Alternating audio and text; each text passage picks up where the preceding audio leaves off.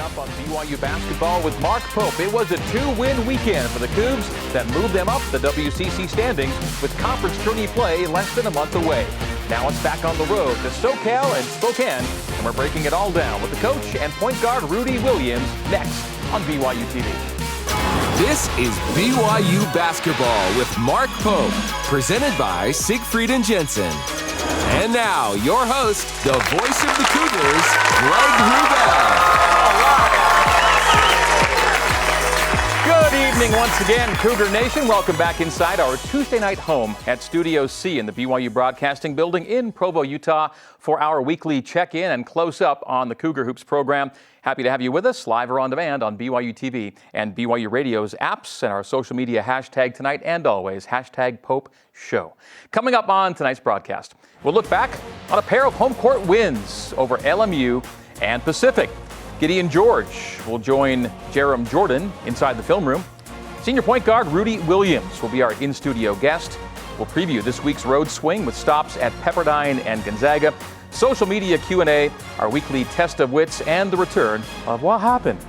We're into our final month of shows, so let's get our first February broadcast rolling with the head coach of the Cougars. He is Mark Pope.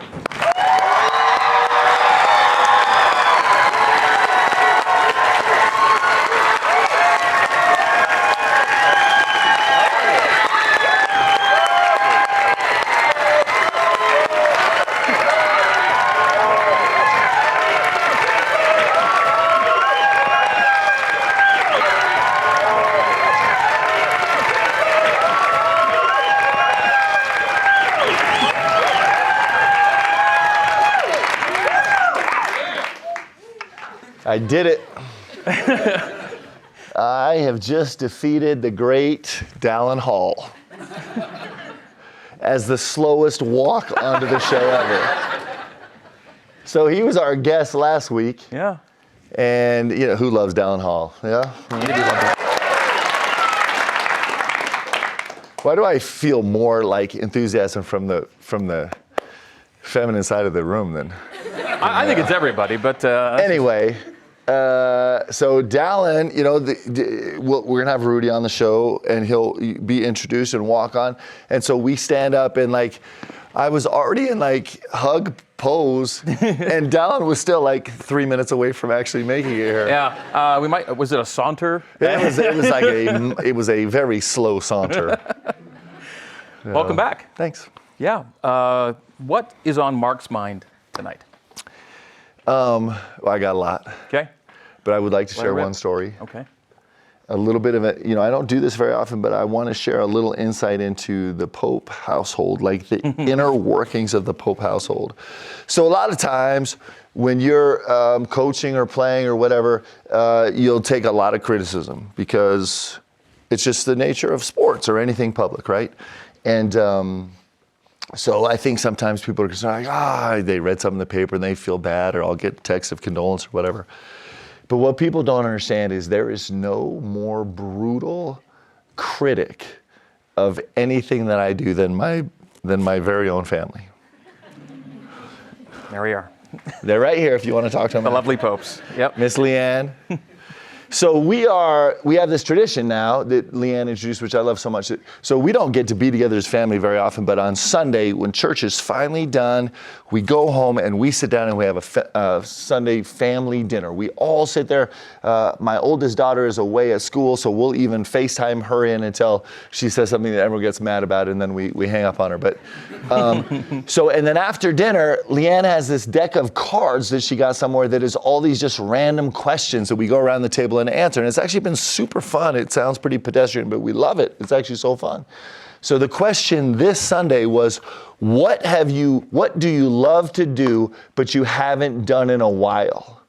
And so the girls answered, and Leanne looked at me, she's like, Mark, what? And I was like, I don't know. And she said, well, maybe win.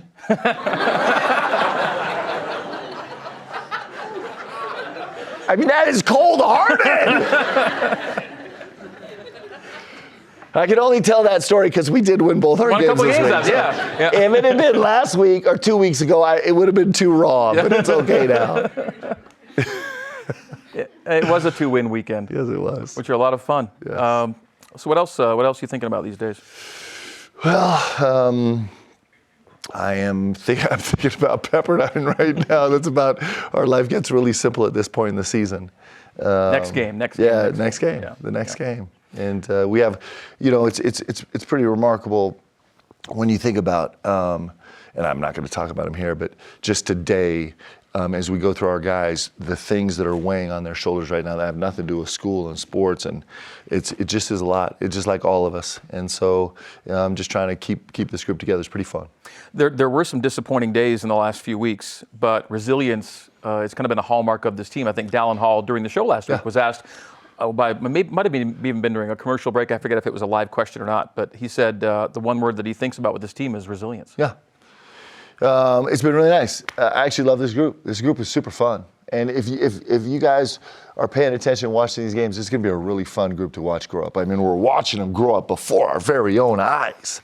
And you can see the changes, and this group's going to be with us for a while, which is actually super rare in college basketball these days. Everything turns over so fast. So we're going to get to cheer these guys on for the next 3 and 4 years, and they're going to accomplish really special things. And what's been great is there's this rush to get better, this rush for us to learn the game and get better at the game. And you just feel like you're running out of time all the time. And this particular group had several times this season where they could have just been distracted by feeling bad or down or sad for themselves or whatever, and they just have refused to do that. They just come in every day hungry to get better, and we're seeing some of the fruits of that, and that's actually super fun. I'm sure some of the folks in this building tonight were part of the crowds last week, but you'd lost a few games, and yet you bring in LMU and Pacific, and on a Thursday and a Saturday, and you have crowds that are 14 to 16,000 both nights. I mean, what a great pick-me-up to be able to walk into that building, play the game you guys played, and do it in front of a crowd that just kind of hangs with you and does so in great numbers. Yeah, and just to put that in perspective with how grateful we are for you guys, so in the Pac-12, okay, the leading attendance in the last couple of years has been Arizona at like 12,500. I don't know how many of the arena seats, 14 maybe? But like you think about it, we have Pacific and LMU in here, and we have more fans than any Pac-12 team will have at any single game all year long. Man, it's fun to be a Cougar. It's really fun. So thank you guys. Thank you guys so much. It's amazing. And if you look at the fact that you guys will come here and spend an hour with us, that's unbelievable. And to watch you slow walk into the room, Now, I know Megan has bribed everybody here with cookies afterwards. They're good. Did you eat them on the way in or the way out? I haven't seen a cookie yes, today. You get them on the way out. So we might have a rush to the exit after the first media timeout might be over. On your attendance note, you mentioned Arizona. So Arizona leads the Pac-12 in attendance, but above them, a couple spots is BYU. Yep. And BYU, if you take out what they call the Big Six leagues, if you include the Big East, the highest, of course, non-Big Six team is BYU year in, year out. You never want to take it for granted, but it's a special thing. Yeah, it really is. We're grateful. All right, let's take a look back at last week a little bit. Last week began with LMU visiting the Marriott Center. Lions were coming in on a 4-game win streak and had beaten BYU in Los Angeles last month. They were ahead of BYU in the league standings, but the Cougs got payback and the season split. Let's see highlights and stats now presented to you by Intermountain Healthcare. And this was a chance to, play better than you did at their place, right? LMU came in as probably the hottest team in our leagues, minus St. Mary's. They had just gone up and beat Gonzaga at Gonzaga for the first time in 2,000 games. And they were playing great basketball, and we definitely needed some payback for a loss down there, and our guys really responded. I was super proud of their effort. They were really locked into the scout. They really shared the ball. They created great shots for each other, and we scored it really well, and we were able to manage their transition attack. So it was a terrific game for us. That was right before halftime with Rudi well in control. And this coach was one of those wire-to-wire wins, had to lead the entire way. Yeah, and just, the last segment, we give up a drive to the rim, and then Rudi races down the floor and kind of evens the score, and it was awesome. We had some really terrific performances from guys all weekend long that haven't got a ton of playing time. This Traden Christensen, anybody a Traden Christensen fan in here? Good. Trayden, there's 3 of them. Keep working. You're going to get some more. But he had an unbelievable last 2 weeks for him. Has been incredible. And Trey Stewart off the bench in both these games has been great. And Richie Saunders is playing terrific. And so we're getting a lot of help from our bench. A lot of numbers to like in this graphic, and that low number of 7 in the turnover tally. You've been waiting to see that. Yeah, we here at BYU, we believe in sharing. And so it has been such a difficult task to convince these godly men that they are not supposed to share the basketball with the other team.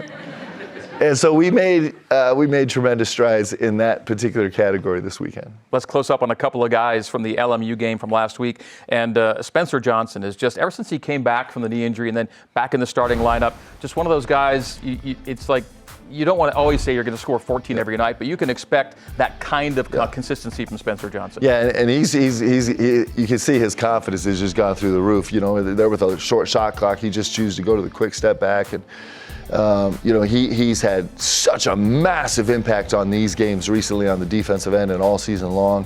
But his offensive effort has also come to a new level. What do you do with him defensively? Like, if you see the opposing team's best wing or scoring wing, do you automatically say, I'm going to throw Spencer on him, or how's it work? No, because we could use him in so many different ways. So sometimes he's such a great defender off the ball also. So, he's a really, really unique piece. He's got such incredible instincts and such terrific closing speed that we can use him on the ball, we can use him away from the ball, and he can cause havoc in a lot of different ways. Jackson Robinson's 3-point field goal streak is now up to 13 games and counting. Yeah. And again, we've talked about how effortless his shot looks at times. He's another guy, kind of like Spencer, that you are getting a lot more consistency from when he's playing. Yeah, and he had a terrific showing against LMU on the offensive end. He was really feeling it, and he knew he was feeling it, and he continues to get better and better. And his stroke is as pure as it comes, as effortless as they come, and as he becomes more and more confident, we're seeing that play a bigger and bigger role in this game. I mean, he's so skilled in transition. Instead of bouncing it off the floor, he bounced it off his chest. Yeah, it's genius. I mean, that's like Harlem Globetrotter stuff. Exactly. This $5 admission to the Marriott Center is worth it. Really paying off. After Thursday's victory, the Cougs were looking for their first 2-win weekend since late December. The Pacific Tigers were next into the Marriott Center, and BYU is playing for the season sweep after a win in Stockton that opened WCC play back in December. Tigers had won back-to-back games coming in, including that win at Santa Clara. They were playing well, and they come into your place, and you cooled them off. Yeah, and these were the two teams. It was St. Mary's and Gonzaga and LMU and Pacific that were ahead of us in the standings, yep. And so these were two really, really important games. And coming off a real battle on Thursday, this was a huge Saturday game for us. We had beat them down there, and they'd been playing elite level basketball since. They're probably the best story in the WCC right now, not named St. Mary's, and they certainly have beat all prognostications in the first half of the season. They were picked late last, and right now they're bouncing around third, fourth, or fifth place in this league and playing great. So we knew it was a huge challenge, and the guys responded really well. Cougars used a late first half run to take control. The lead never dipped below double digits in the second half as the Cougs close this one out. And there's Spence with the steal, the sprint, and the score. And just before that, we saw a high-low pass from beyond the three-point line by Jackson Robinson to Fus-Traore. It's such a difficult pass. Like, we don't have anybody on our team that really consistently completes that pass. And Jax doesn't even look at it. He just is like, he's just got a real natural talent. It's one of those skills that you just covet as a coach that makes things easier, and he's done that all season long. I think there were 3 Tigers around Fus on his last bucket we saw there as well, and another single-digit turnover game. First back-to-back games with single-digit turnovers since November of 2021. And just so all you basketball connoisseurs, just so you have a feel of the impact of that. So we shot under 70% from the free throw line. We shot 25% from the three-point line. We shot 46% from the field. And if you don't know, those are all bad. But we still won the game against a really hot team going away because we protected the ball. We only had 9 turnovers, which is 4 under our every game goal. And we crushed them on the offensive glass. We had 14 offensive rebounds. And so that is the center of our analytical mo better, less worse foundation here at BYU. So mo better, less worse.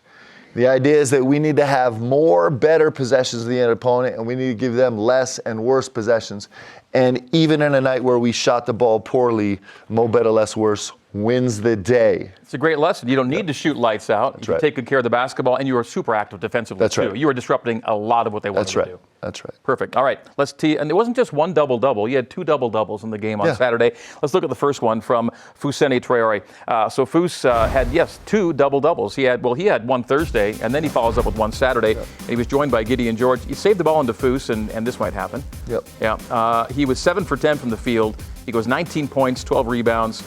He's been going to the free throw line a lot and has been shooting high 70s most of the season. And he actually had a little bit of an off night for the free throw line, was still terrific. And all this on a little bit of a bum ankle right now that he's kind of nursing. So he just is like, it's easy to take it for granted, isn't he? Because he just delivers every single night. He's been so fantastic. He's been ready on game night, though. If he's nursing something, he's ready when the lights go on. He sure is. He absolutely is. All right. Gideon George had the other double-double on Saturday night. Gideon went for 12 and 10, and Gideon George is coming around again. I think Gideon had the most important play in the first half and the most important play in the second half. So did anybody, who was at this game? Anybody at the Pacific game? Okay, a lot of people at the Pacific game. So you'll remember that 16 minutes into the first half, we're just stuck. It's just a tie game the whole time. And we get a Tiki, the ball in the post, and he scores on a little left shoulder kind of double pivot post hook and gets fouled, to go 31-30, still just stuck with 4 minutes left in the half. And just to tell you the ways that guys impact the game, Tiki steps out of the free throw line and misses the free throw. Gideon George grabs the offensive rebound, kicks it out. We move the ball around. Gideon runs out to beyond the three-point line. We put up a shot. It's a miss. Gideon runs in on the same possession all the way from the three-point line, rebounds again, and kicks it to Jackson Robinson in the corner, bangs a three. It's now a 4-point game on a 5-point play, and in the next 2.5 minutes, we end up going growing a double-digit lead to go in at halftime. 11-0 run, starting with that play, and that was the play that Leonard Perry told us in postgame. He said that changed the game for them. It absolutely changed the tenor of the game, and it wasn't because he was relentless on the offensive glass. And you talk about the things that make an impact on the game. It's, we always see highlights about shooting and dribbling and all this kind of stuff, but it's those things that make an impact. And then I apologize to everybody that was the game that we committed 17 straight possessions of fouls in the second half, give or take. Give or take. The game took like 4 hours. I thought we were going to bust right through Sunday. And Gideon made the next most important play of the game as we're getting out of that streak. He gets an isolation defense and takes a charge, and then that was all she wrote. The game was over after that. So you think about Gideon George changing the game on the offensive glass and defensively taking a charge, and that's who Gideon George is. He just has been spectacular in all facets of the game. I know both coaches had to be disappointed because you guys combined to come one foul short of the magical 50-foul mark. Yeah. That would have been my first time. Over 50. Has anybody in here ever witnessed a game with 50 fouls? We had a chance. It could have been something. Time now to look back on the weekend with the players' perspective as we break some of the biggest and best moments down with Gideon George as he sits down with our Jarom Jordan inside the film room. All right, Gideon, great week. 2 home wins by double figures. You guys played great defense. Let's focus on the Pacific game. And first, steal by Spencer Johnson leads out to a bucket by you and one. I can see the guy on my left-hand side. So it's a great pass from Spence, and he reached. Then I just finished with my left, and I'm glad he went in, but I didn't make the free throw. So that was a bummer, though. Nice block defensively for you. You have to follow your guy all the way around the screen, and then you follow him to the bucket. Yeah, I almost got caught on that screen, but I'm trying to protect middle so hard because that's our defense. You have to protect middle. So I got beat middle. I was like, how can I make up for this play? So that coach wouldn't yell at me. Then I'm glad I came up with a block, so I redeemed myself with that. Is that most of your life at this point? What can I do so the coaches don't yell at me? Not really, you just want to like cover up for like stuff you did, like Absolutely. I'm a veteran guy. I know I'm not supposed to be beating middle, so how can I make up for that? Okay, Rudi Williams finds you at the top of the key. Did you know this was going in when it left your hand? Yeah, it feels pure. Like, see, Rudi did a good job, like a T-key setting the screen, and Rudi playing off two is like something we talk about a lot as a group, like playing off 2 feet and making power play, and Rudi did, and my guy was stuck in, and their defense is like they bring in multiple bodies to the ball, and Rudi did a great job playing off 2, and I just snapped up and he found me and banged the shot. You have a lot of pump fakes in your bag. This is probably your best pump fake ever. You have 2 guys at the same time go flying by. The crowd loves this one. That's cool though, but we talked about a lot about playing off 2 feet, and so that has been like all year long, Coach Bob like reading it, like playing off 2 feet, and I came off. He said anytime we play off 2 feet, something great happens. Is that you make the shot or you making a play for your teammates? So I'm glad those 2 fly by though. I could have waved at them and said bye before laying it up, but that was good though. That would have been bad, but hilarious, right? Okay, This is a unique play too. You get an offensive rebound here and an assist almost in the same motion. Like, I don't know, it's easy to see like rebounding from 3-point line because everyone is like soaking, so I can see where the flight of the ball, where the ball is going. So I think I took the ball from a Tiki, and I can hear Jax. It's like, gee, corner. I just tossed it over there, and he made the shot. We needed that so bad. See, the score is like 32-31, so we needed that. That's a huge momentum for us, so that was good. This is all part of a 12-0 run right before the half that really helped you guys, including this momentum bucket where you find Richie in transition. I don't know how I blocked that though, but he finished it with his left, so that was really good for him, and I think that should be an N1 because that dude shoved him in the back. Okay, and then in the second half, you're in the corner, Dallin finds you for 3. Yeah, Dallin did a good job. So he was trying to like help, then Dallin made a great read, and Foos set a good screen, and the dude is like in the gap, and I'm wide open. Dallin find me, and I gotta just shoot the ball with confidence, and I did, and it went in. Another double-double for you, which was awesome. Now a big week. At Pepperdine, who just got a big win, a crazy finish against Portland. And then, of course, at Gonzaga for the final time. What do you think about these 2 games? It's going to be a challenging week for us and a fun week. The 2 teams, they used to like transition, and so they're going to test our transition defense. So how can we be able to like run back and get stops in transition? So it's going to be a fun week for us as a group, and we're getting tested too, and I think we're ready for that challenge. Okay, have fun, and thanks for joining me in the film room, G. Thank you guys for having me here. All right, it's our last year with Gideon George. We're going to miss him. Yeah, we're going to miss him. Not just his impact on the court, but all the things he does off the court. Thank you guys all for your support with this shoe drive, which has been massive. And if you're ever in Nigeria, you may have heard that Gideon has started his own business in Nigeria. It's a cab company, so if you need a cab, call Gideon and his family will get you around. Please make sure and leave a tip, okay? But he's an incredible young man that's doing special things. All right, as we take a break, this is your reminder to go to BYU's Sports Nation, day-to-day, play-by-play of Cougar Sports with Spencer Linton and Jarom Jordan, weekdays, noon Eastern, on BYUtv and BYU Radio. When we come back, senior point guard Rudi Williams will join us live in Studio C as BYU basketball with Mark Pope continues. Stay with us. BYU Basketball with Mark Pope is brought to you by Siegfried and Jensen, helping Utah families for over 30 years. Intermountain Healthcare, official medical provider for BYU Athletics. Cascade Collision Repair, serious about perfection. And by Smith's, fresh for everyone.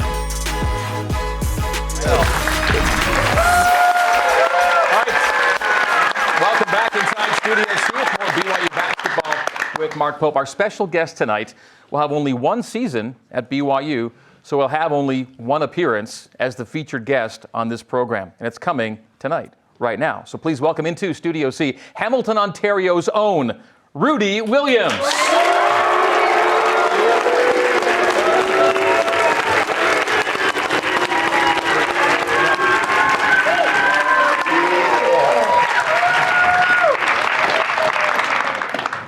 Thanks for being here. Appreciate you guys. Thanks for having me on the show. We already got you on camera once this year. You were in the audience when Jax was here, I think, Yeah. right? So we've already had a little bit of you. Now we get more. We're happy. So it's Rudi, but it's also Rudale. Yeah, that's my real name, like my government name. But when I was younger, no one could ever say that name. The substitute teachers, they would butcher it. So I just decided to have a nickname like 5th or 6th grade. They came up with Rudi. Do you miss Rudale? Do you like it? I only hear that when I go home. Like my mom and like my family members will call me that, but nobody else really calls me You've been that. Rudi long enough, it just kind of fits in. Yeah, that's just what I am to everyone else. Do the guys ever give him a Rudale, a Coach Pope, or is he just straight I Rudi? don't think he got a lot of names, but I don't think he's gotten Rudale from the team. Growing up in Canada, you're born and raised, yeah? Yes, sir. Okay, and Hamilton, Ontario, for those who don't know, it's close-ish to Toronto? Yeah, probably just like 20, 30 minutes away from downtown Toronto, so it's just like right outside the city. Okay, what were your favorite sports growing up? What were you playing? My first organized sport that I played was soccer. So like I was a big soccer player growing up, and then I finally started playing organized basketball like 5th grade, like on a real team and like not just school. And yeah, kind of took off with that. I wasn't too good at soccer, you know, so we kind of had to just thrash that and decided basketball was gonna get it done, so. I was born in Ontario and grew up in Canada, and so when I found out another Canadian was coming in, I was excited to talk hockey with you, but that's not happening. You're not a huge hockey guy. You cannot be Canadian and not like hockey. What? PK Subban, that's all I know. Wayne Gretzky, that's as good as it gets for me. I don't know anybody else. It's all good. Coach Pope, I like to ask you this when we bring players in. You know, they have their own story about their journey to BYU, but somewhere along the line, you hear about this guy for the first time. Yeah. He had, had a terrific career, had put up huge numbers at Coastal Carolina, playing for a coach that I know and really respect as a terrific coach in a good program. And, we knew that losing Alex Barcelo, we had a huge need in the backcourt. We needed someone to come in and take on not just a growing role, but a massive role. And so I jumped on a plane like 17 different times. Yes. In fact, can we tell this story? Yes. I think we can tell this story. Go ahead. So Rudi and I had never met in person. Recruiting in the transfer portal is super fast. Like it happens really fast. It's like a 3-week recruiting process. And so what I didn't know is that since he was a young boy, Rudi had always dreamed about someday playing at BYU. And so we had done a Zoom and a call, and I'm like, I'm flying out there. So I took a red eye, and I got, had to drive forever. I don't even know what airport I flew into, and then drove forever and got to his apartment complex. And Rudi had me outside the door I was knocking on the door for like 5 minutes. Yeah, I was sleeping. I was. So Rudi was super excited that we were coming to visit, that I was coming to visit. And, but actually, it was really fun for me because this joy that he's got in his heart and this beautiful personality, even though he was sleepy at the time, it was very clear to see it. I was like, oh man, we got to get this kid to roll out to BYU. Super fun. I'll never forget that. It was a fun moment for me. I'll add on to that story. Just college apartments. Like I think my apartment was, it was like, we're on the 3rd floor. It was like 310 or something like that. But I just gave him my address. I didn't tell him what apartment I was in. So I just remember hearing knock, knock, knock, knock. It's going door to door? So I'm like, who's knocking on my door? It was straight missionary mode. I kid you not. It was like, let's go. And then I opened the door, and I'm like, who's this 6'10" guy? And I was like, oh, BYU's coming to see me today. That's right. I do remember that. Now, the Coastal part was just the most recent stop for you. Yes, sir. Before Coastal, it was Kansas State. Yep. Before Kansas State, Northeast Oklahoma A&M. Mm-hmm. Before that, you're playing high school ball in Canada. Yeah. You had a dream, though, of playing big-time ball in the States. Yes, sir. What was it like trying to get seen up there and then, getting down here? It took a whole lot of sacrifices, honestly. It was like my sophomore year, I was 16. It took a lot of convincing. I had to beg my mom to ask her to leave home so I could come to America, just to better my chances of getting a scholarship. And, that summer, I will never forget, I was on my best behavior. I didn't cause no trouble because I just wanted to prove to her that, that I was mature enough and ready to leave home and take a new step in my life and stuff like that. So she finally let me do it, and then, you know, I moved down to Florida, was playing high school basketball down there, and then that's where, you know, I started to get like recognized by college coaches and like, you know, getting seen and starting to get recruited. So, and then it kind of took off from there. What have you learned at each stop along the way, do you think? I would just say, you know, just never settle. That would be my biggest takeaway from like my journey. You know, just always want more for yourself and, you know, never settle. Those two things. What's been Rudi's impact, Coach Pope, on this program, on the floor and off? Well, he's had a huge impact on the floor. You know, starting with, you know, making massive contributions in games.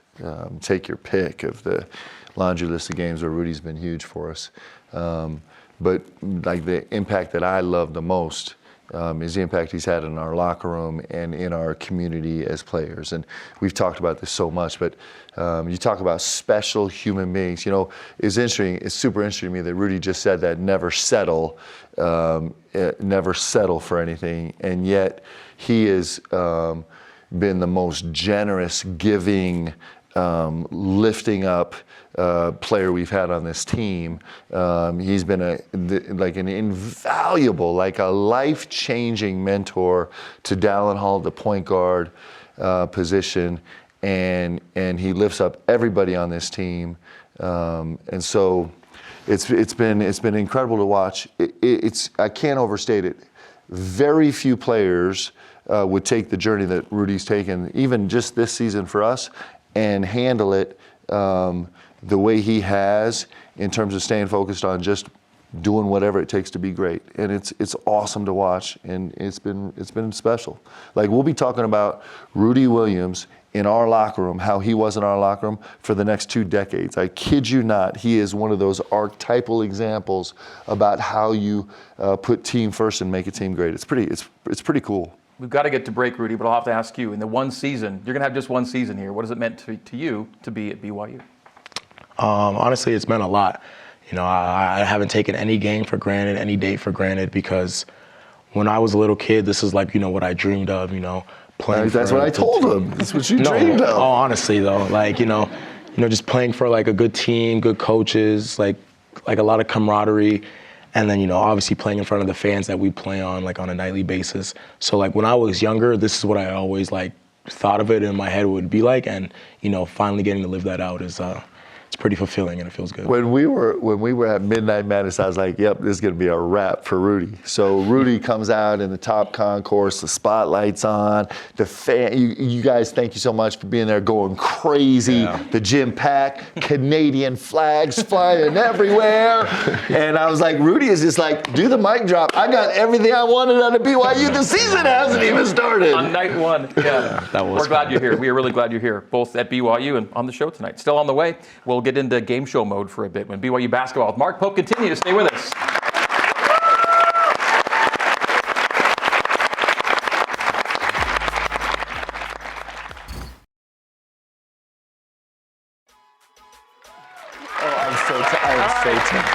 BYU basketball with Mark Pope, presented by Siegfried and Jensen. Let's get to the fun and games portion of tonight's show.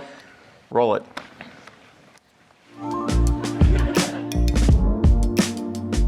Back. The big heads are back. It is the return of Hedz-Up. Y'all know how it works. Coach, Rudi, and I are all going to play. We have envelopes with cards. We're going to each open our envelopes when it's time. I'll do first. And you pull the card closest to you. Make sure it stays facing out. And then people will see the word, but you won't. And then your fellow competitors will then give you clues based on questions you ask as to who your identity might be in the name on your head. I'm sure that all made sense. All right, here we go. Tonight's theme is famous Canadiens. Famous Canadiens. Famous Canadiens. Famous Canadiens. You should kill at this. We have 2 in the building here, so we're going to start here. This is all right. This is the first one. This is a practice round only. This is how it works. All right. So I ask a question. Is this famous Canadian living or dead? Living. Living. Is he currently living in the U.S. or Canada? U.S. U.S. Is he living in Utah? Yes. Yes. Duh. You did look at me for the answer. Is he in this room right now? Yes. Yes. Is he me? Yes. Oh, okay. Okay. Yes, he is. I had a 50-50 shot. All right, is it me or Rudi? Okay. Rudy, you go first. Okay, here we go. First card facing you, yep. First card. These cards are stuck. Okay, never mind, I got one. Oh boy. Oh, yeah. Oh boy. I don't know how I feel about this. I don't know how. I know. I'm not. Oof. Famous Canadiens. So I can start with the questions? Yep. Okay, is this famous Canadian dead or alive? Alive. Okay, is this famous Canadian a movie star? Yes. Yes. Yes. Okay, is this famous Canadian, questions for famous Canadian. I can't ask what movie he's been in. There's only one famous Canadian movie star. No. But he is a big one. Can I get a hint? A movie? If we say comedy, he does a lot of comedies. Yeah. Am I Jim Carrey? Yes. Nicely done. Good job. Yeah, he's funny. All right, Coach Pope. Okay, here we go. Oh, yeah, okay. Am I dead or alive? Alive. Am I here in Utah? No. No. Am I living in Canada right now? Sometimes, but he does a lot Am of I an travel. athlete? No. No. Ooh, there's only one Canadian I know. Okay, I'm not an athlete. I'm not living in the United States. Well, sometimes you are. He's rich. He's rich. He moves around a lot. Am I rich? He moves around a lot. All right, am I in, I'm a famous person. Am I in movies? Yes. Yes. Oh boy, see that was the only Canadian. He said there's only actor I one. know. Yeah. All right, I have no idea where to go from here. Yeah. So is there somebody in the audience that wants to give me a hint?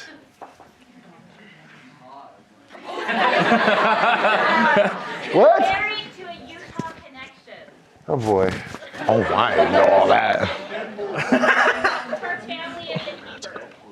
Oh, wow. And I didn't even know that. Okay, is his name Ryan Reynolds? I would have. So, hold up. It would have taken me a Blake year Lively to lives in, get her family this. lives in Heber? So her sister, or I guess it's a half-sister, Robin Lively, and her husband Oh, wow. were in Heber for a while. I did not know that connection. Okay, can I ask a question though? Because Shay was over here going like this. I don't know what that means. The proposal. Oh, the yeah. proposal. There we go. Good, Shay. All right. Another famous Oh Canadian. boy. Oh boy. Oh, my goodness. Okay. Am I an athlete? Yeah. Yes. Golfer. Yeah. Yeah.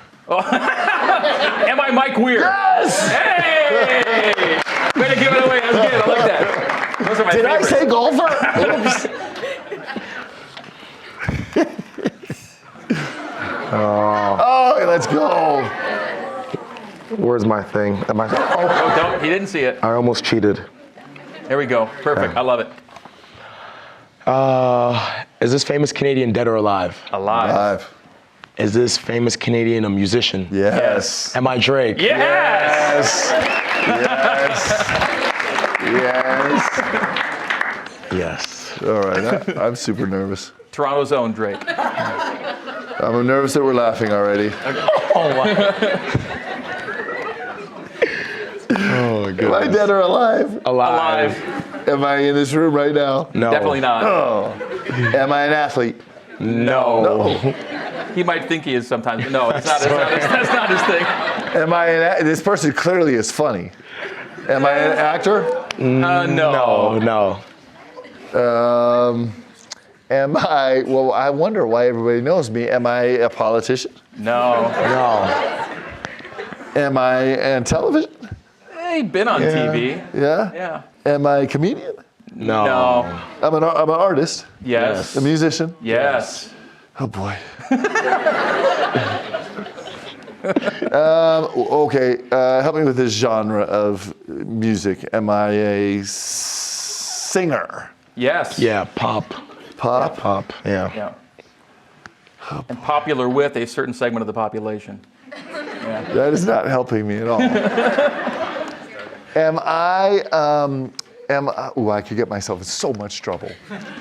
Am I large in stature? No. Oh, he's like 5'8". Am I, at one point, did I have a pet monkey? Question for the girls. That's a question for the girls. The answer is yes. I actually believe the answer may be yes. Yes. I'm gonna sing here. Let me just sing. I'm gonna sing this song, and you guys tell me if this is. Now everyone started leaning forward. They're like, "This is gonna be a train wreck." I think it's Justin Bieber. Yeah, Justin Bieber.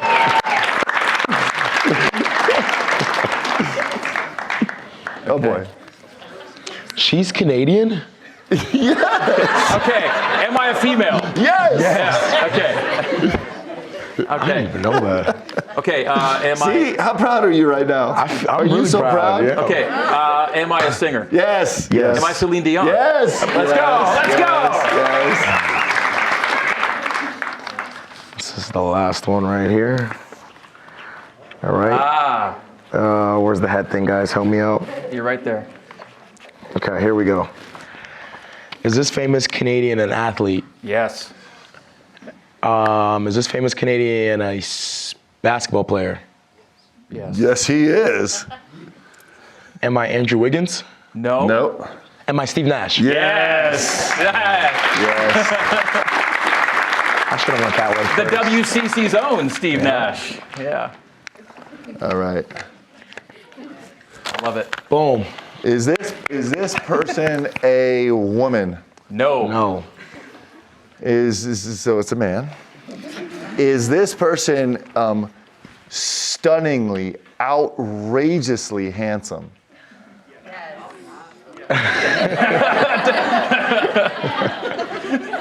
Matter of perspective. Yeah. Opinionated. Is this person a joy-filled, team-first superstar? Oh, I was sure this was Rudy. It's not. No. Wait, how did we not get Rudy on the list? This is my last one. Oh, I was so confident. You'll get it. You'll get this person. Okay. I can't remember the questions I answered. I said, "Is a man." Yeah, you got. So far, you're looking at a man. Handsome. I'm so bummed out. Somebody said yes.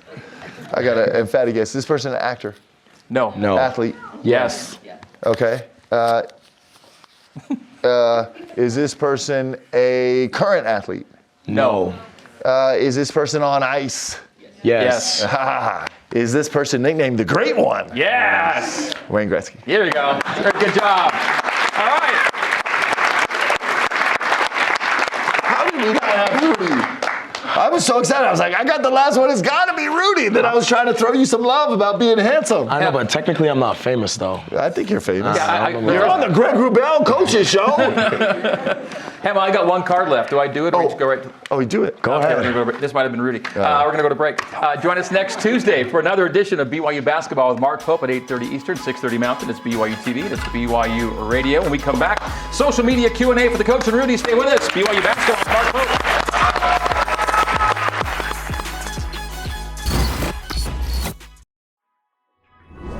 BYU Basketball with Mark Pope is brought to you by Siegfried and Jensen, helping Utah families for over 30 years. Intermountain Healthcare, official medical provider for BYU Athletics. Cascade Collision Repair, serious about perfection. And by Smith's, fresh for everyone.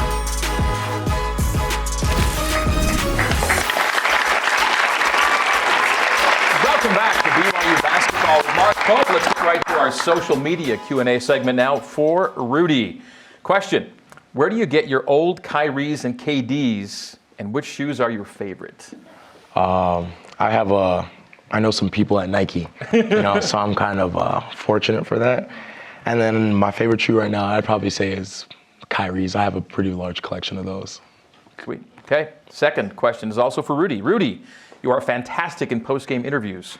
Are you interested in working in sports broadcasting in the future? Yeah, when my playing days are over, I'll probably, want to do like play-by-play for like ESPN or something like that. Or maybe even BYU, you never know. So, hey, like that, yeah. Can you see that, Coach Pope? Emma! Emma says they already likes the idea, by the way, so we're good. Question 3 for Coach. Coach. I can only imagine Rudy doing the pregame show.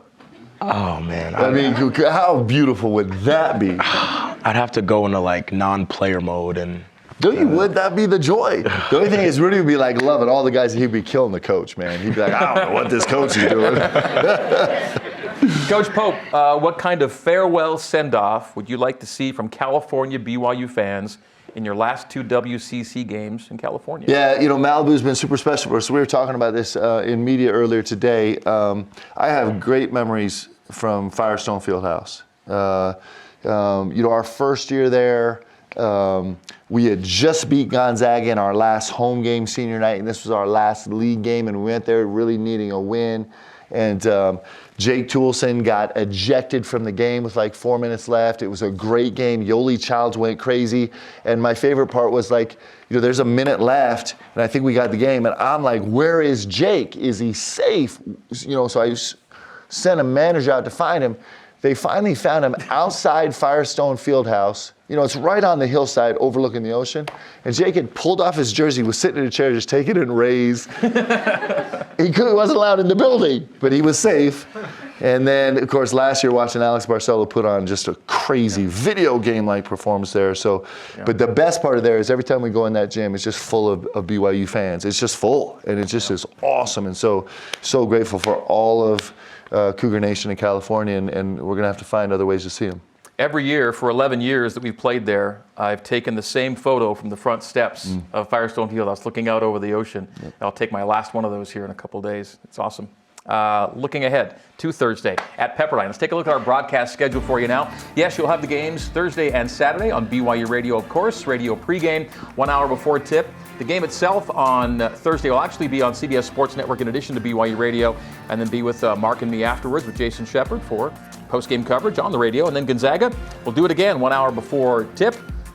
BYU Radio, the game on BYU Radio and ESPN2, and then back on the radio for post-game coverage. So be with us Thursday and Saturday nights as the Cougars hit the road in the WCC. As we take another break, here's this week's trivia question presented by Cascade Collision Repair, serious about perfection. Fousseyni Traore recorded his 15th career double-double on Saturday versus Pacific. Who holds the BYU career record for double-doubles? The answer is coming up next. Stay with us. Answer. I know the answer. Who? All